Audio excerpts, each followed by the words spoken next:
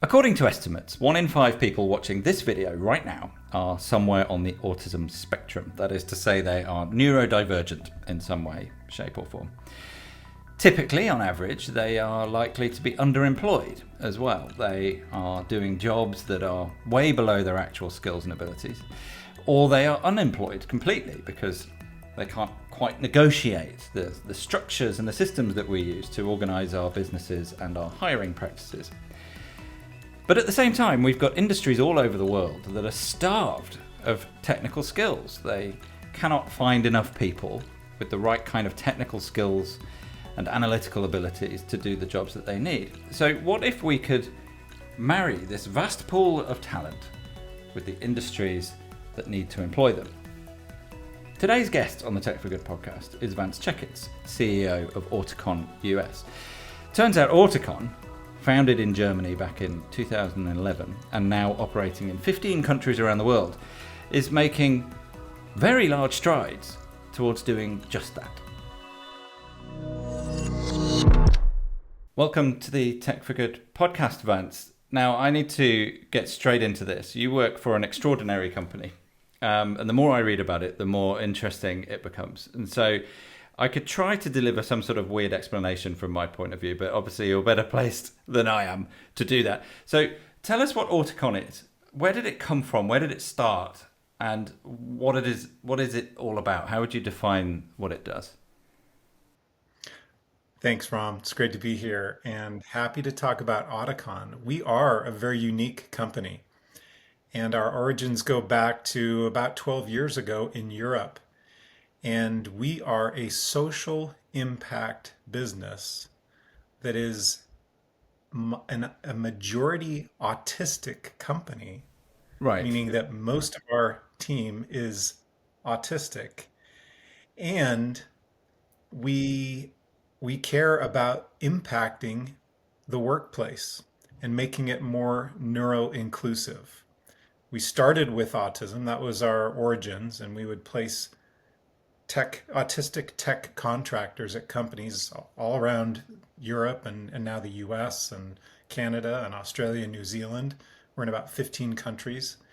And that has increased because over the course of those 10 years, that scope has increased to be not just tech contractors, but we're recognizing that 20% of the teams that we're going into already have people who are neurodivergent, and we should talk about that term.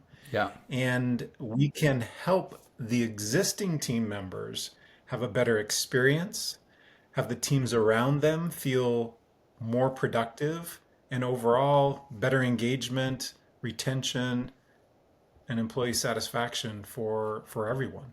Right. And so there's multiple layers of problems that are being solved by your company, as far as I can tell. Now, correct me if I'm wrong, but from what I've read, the origin of the company really was a guy. It was a dude who had an autistic child and thought, Dirk. Yeah. that, right, a successful guy in his own right, but thought, look, my kid is brilliant, but it's a problem for him to find a good place where he can employ his skills, which are above average in many ways. And so, I guess my understanding is that's where the original spark for the company came from, and then various things happened over the years, and it's been a number of years now.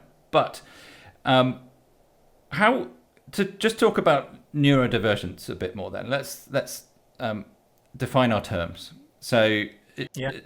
it's reasonably well Yeah. understood these days, I think, now what the autism spectrum is. It's not simple by any means, and it's certainly not a common, easy diagnosis that you can just lump on someone and then understand who they are.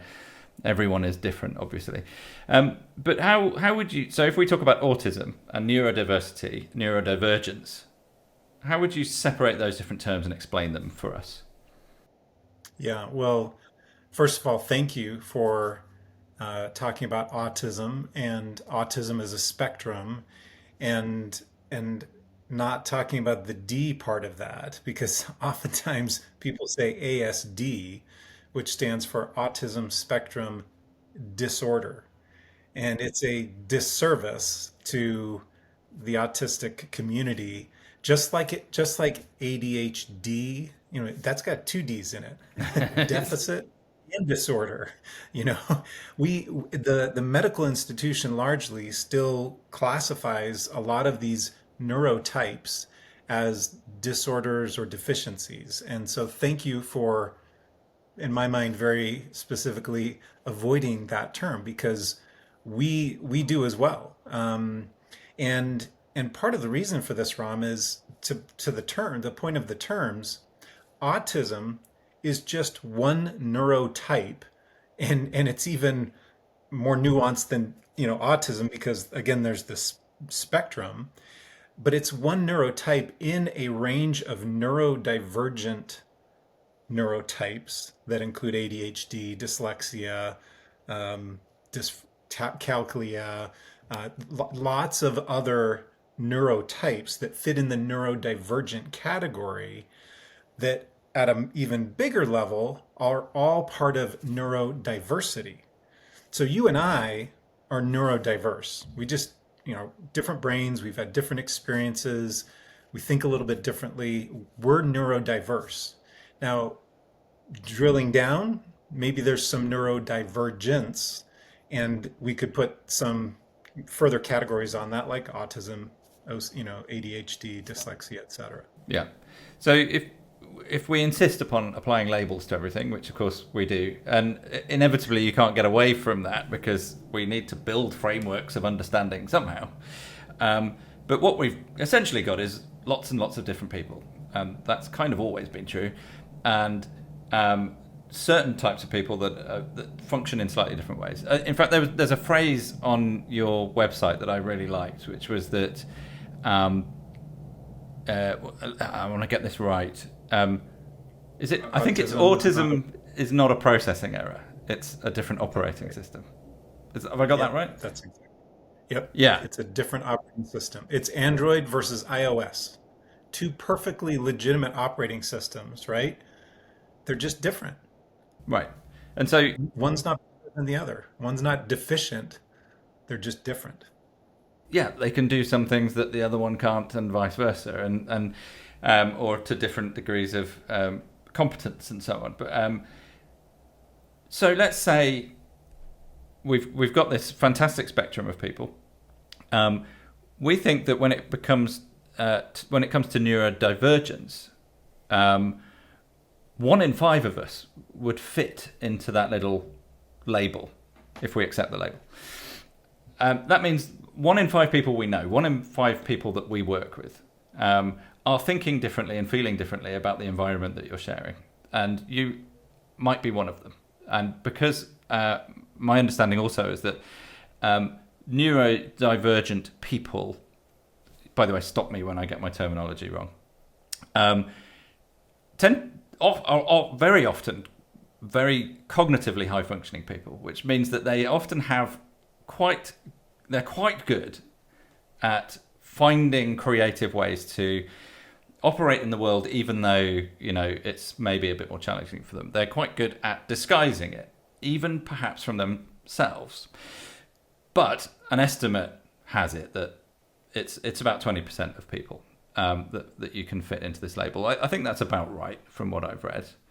And that means, it means two things as far as I understand it. One is every company in the world needs to reckon with the fact that actually 1 in 5 of their employees fit into these categories, and they maybe should try to understand them more, mainly because that would be great for their businesses. But secondly, there's an issue, and that is there's fairly severe underemployment amongst that 20% of people. But can you tell us a bit more about that problem in particular? Yeah, well, the statistics are that approximately 80% of autistic adults, so narrowing down neurodivergence to autism for just a moment, about 80% are either unemployed or underemployed, even sometimes with a college degree. So why? Like, why is that? And a lot of it is because their strengths aren't in job interviews. In fact, the term interview is kind of a stressful word for a lot of people in the autism community.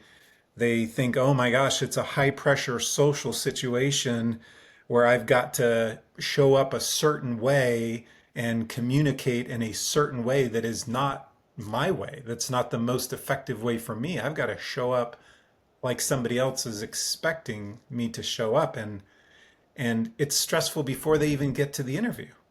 Right. and and so yeah, they fail the interview before they even get the job, right? And nobody ever really understood what was behind the facade that came to the interview. And if it's a video interview, it's the same, sometimes worse, sometimes better than an in-person interview. So there's a massive amount of unemployment or underemployment. You have people working in lower skilled jobs that could be in much higher skilled, higher paying jobs, but they just don't get the opportunity, or maybe they get the opportunity, but because they're not understood or not supported, they're viewed as abrupt or too direct or not a team player or lots of things that might be antisocial, right? That might be patently wrong, but because the interface on top of that operating system is different, people don't even get to understand the operating system. Right, and it's an operating system that frequently has kind of superpowers going on, particularly when it comes to, and I don't want to paint with broad brushes here, but people within that community tend to be pretty good at analytical tasks and detail orientated tasks, and things like that. But if I may, Ram, the superpower word is kind of a triggering word for a lot of people, and me included, because what I don't want is for people to think that, oh, I've got a bunch of savant. I'm surrounded by Oh, savants. I have all. I didn't mean that. Yeah. Um, yeah, yeah, but it's important for people listening to know that they have superpowers just like you have superpowers. I mean, you have superpowers around finding, convening smart, good looking, really, interesting people to come together and have an intelligent conversation that you think is going to be in fact impactful, and then you get it out to the world. That's a superpower that I don't have. And so we all have strengths and weaknesses, and it kind of goes to the point of the autism spectrum as well, where some people talk about high functioning and low functioning. If they say, "Oh, I have an autistic, person in my family or my circle of friends," and oftentimes the question is, you know, well, are they high functioning or low functioning? And what a horrible thing to say. Right. They could just as easily ask me if I'm high functioning or low functioning, because in some areas of my life, I'm pretty low functioning. Right. you know, Aren't we all? I'm not gonna, I'm not, I'm not gonna yeah, that's right. We all are. So we all have different strengths and different weaknesses. And in autism, because we defined it as a spectrum and there's this language of low functioning and high functioning, it tends to be, it tends to heighten the misunderstanding around that and the expectations around it too. Yeah. So, how does Auticon go about addressing these problems then? It feels a bit like we've got. Allow me to substitute the word superpower for strength. So we've got just people like every person has got strengths, but the problem for people within this community is that those strengths often are disguised because it's square peg round hole kind of scenario where it's difficult for them to get into a place where they can even display those strengths and start to show the benefits of using them in the first place. So Auticon is set up to help address that on behalf of that community, but on behalf of the companies that can really benefit from thinking about this. So what are the levers that you pull? Well, one of the first things that we would do for an organization is say, let's get some data about your existing level of, we call it neuro inclusion maturity. And so we would, before we even really engage, to say, you need to hire a bunch of autistic technologists, or you've got 20% of your team. And we talk about those statistics, but the first way to engage is to get a little bit of data. And so we'll do surveys and we will do interviews and we'll look at some documentation inside a company, like job descriptions, policies, and procedures. And we can pretty quickly tell, and we will present these findings back to a company and say, you're not very neuroinclusive here. You're probably missing out on some opportunities to maximize the potential of some percentage of your population.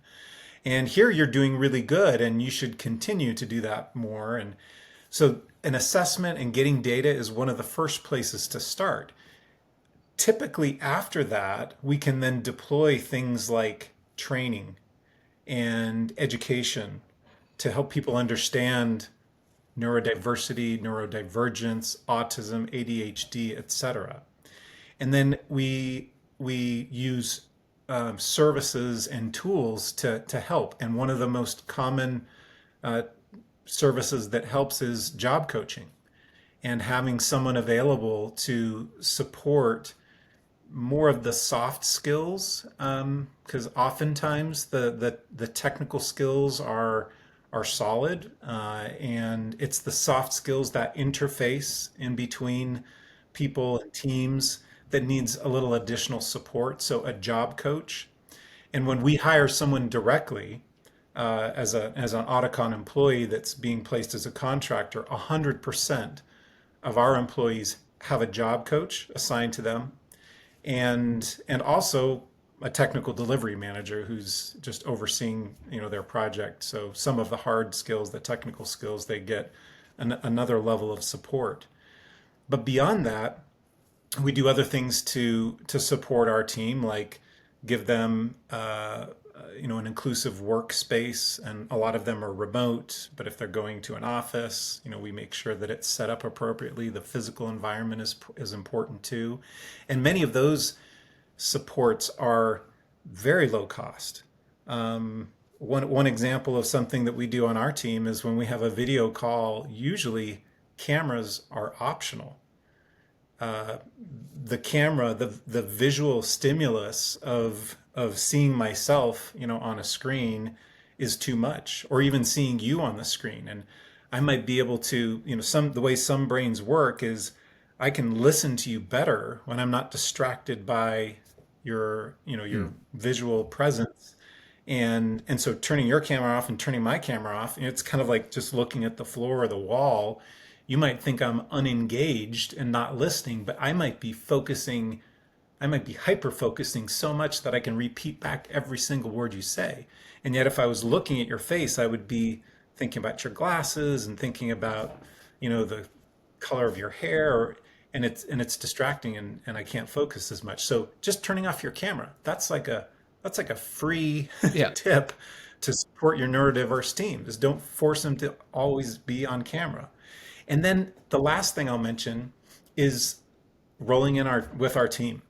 When the Auticon bus shows up, right, and we have a team of autistic technologists get off, maybe they're just virtual, but they show up on your call with their cameras off. The first time when you meet our team, we'll turn on the cameras and you can say hi and get a visual picture. But then we turn the cameras off and we talk. And when you see them in action, that really catalyzes a conversation. And oftentimes people come out of the woodwork inside our client companies and they say, wow, can you do for me and my team what you're doing for your team? Mm. Can you do some of those same things? And I'm not saying I'm autistic. I'm just saying I like what you're doing, and it feels really good to me. And so an assessment, training and education, coaching, and just showing them how it's done with our own team are some of the ways that we engage and provide support. Right, and the more actually, I mean, maybe you could. Well, no, maybe you can't. I was going to say, who are some of your customers? But you can look on the website, and these are big, Yeah. serious customers. These are big companies with a serious amount to gain by making sure that they're getting the most out of their people. Um, is it a common experience though for Auticon when you first go into a business or you start over time to get that kind of response where in terms of helping people to understand how to build suitable environments for neurodiverse people, that they realize actually 90% of the things that they're doing are going to benefit the wider organization because actually you get into habits, there are structures, and those might be decades old where everybody's forcing themselves to comply with a certain culture or a certain habitual kind of shape that the company might have had. Is that something, do you find that by getting involved you start to generate change within an organization more widely? We do almost without fail. Like there's no exception. But the starting point is different every time. The starting point is, well, we just need to get some tech work done and we feel good about using your team because they're technically sharp and we're going to feel good about it because there's this benevolent mission, this social impact. And so, but let's get the tech work done. And and sometimes they say, well, we just want to, change and do something good. And so we'll find a place to put your team and the tech work is kind of the second thing, to be done. But without fail in either one of those scenarios, or oftentimes we just get asked to come in and provide some training. Can you just help our team better understand, this, what's happening around neurodiversity in the workplace? And we just do some training. And almost without fail, we have somebody or many people who come back and say, wow, that has had huge additional benefits than whatever the initial purpose was that we had in the engagement. And in fact, I was just on the phone this morning with a chief information security officer at a large company who said the experience that one of our managers had working with an individual on your team, it happens to be in cybersecurity, was so powerful for this manager. And with the support of the job coach and your autistic technologist, they have developed skills around empathy and interpersonal relationships, communication, managing performance that have qualified them for advancement in our company. Right. And I think this is the chief information security officer said, I think one of the major contributing factors was the experience with Auticon.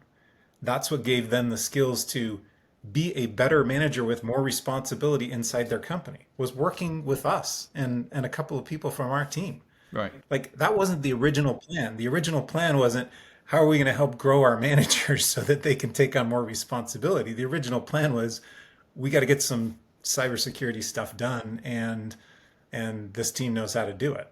Right. Wow. That's powerful stuff, isn't it? And there's layers to the benefits that companies can achieve with this. One of them might be a simple ESG box that's ticked. Great, we all feel good. But mainly it's to say, well, actually, we're a technology company, or we are a company that relies on a lot of technology, and we can't find the right people to hire. There's a skills shortage everywhere you look, particularly in things like cybersecurity. There's a hugely unemployed or underemployed section of society out there that are ready to do the job and do it really well. And I can almost picture the eyes sort of flicking open and go, oh, right, we can be a better organization. Our people can become better. We can get work done better, and we can help improve the world around us as well. What are the costs? And as you're saying, actually, the costs are fairly marginal by the sounds of it. It's about knowing. It's about understanding more than it is anything else, right? Yeah. Well, and the question shouldn't be, it's more like, what are the costs? It's what are the opportunity costs Right. of not doing this, right? The opportunity costs are missing out on this brilliant talent pool. It's it's the cost of attrition and training new people when they leave your organization because they weren't well supported. It's the cost of productivity. It's the cost of innovation. So those are the conversations that we think companies should be having, is not, well, how much is it going to cost me to have a job coach supporting, my autistic team and, and the folks around them. It should be, wow, what's the opportunity cost of not doing that? Mm. And then we'd be having a much better conversation. And Ram, it's 20%, 1 in 5 for the existing workforce. The upcoming workforce, it's even higher. Is that In what the some data instances, is saying? 50% of Gen Z say, I'm neurodivergent, or I place a very high value on companies that support neurodivergence in the workplace. Wow. So 50% of the incoming workforce. So it's a phenomenon today, 1 in 5, and it's only going to increase over time. Right. And actually, if you don't want to crash straight into this as a problem, especially if you're a large employer, um, you need to be doing something about it now, don't you, really? Because Yeah. Yeah. this is a generation of people that, if they're not already beginning their career journeys, are about to. And you want to be able to employ them when you've got a skill shortage. So they're going to make other choices if you're not thinking at least about this stuff. And at risk of verging into slightly toxic political territory, the word diversity itself seems to have kind of almost taken on a slightly different meaning of late, which is a completely weird thing to happen.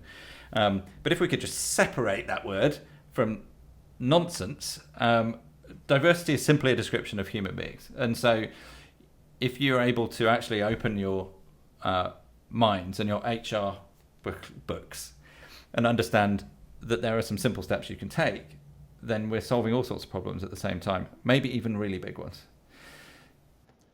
Well, one of the things that, you're right about it's another D word, right? Right. Oh no, deficit, disorder, diversity. But I don't shy away from neurodiversity, because I feel like the brain is a safe place to talk about diversity. It's a body part that we all have in common, right? Everybody has one, and it's all, and they're different. So we're not talking about any other types of diversity, and yet when we talk about this diversity, we end up with, because neurodiversity knows no bounds in terms of race and gender and sexual orientation and all these other things, but it's a safe place to have a conversation about diversity because we don't have to talk about body parts. It's just the brain. And so I acknowledge, the problem that some people have around, the diversity topic and DEI specifically. But this is humanity, as you say, Ram. This is just a fact of life that we are all neurodiverse. Yeah.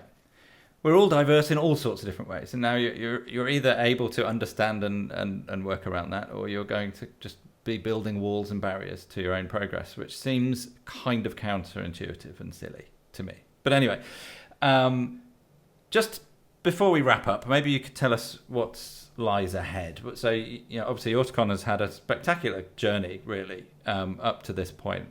What is going to be spectacular about that journey over the next couple of years?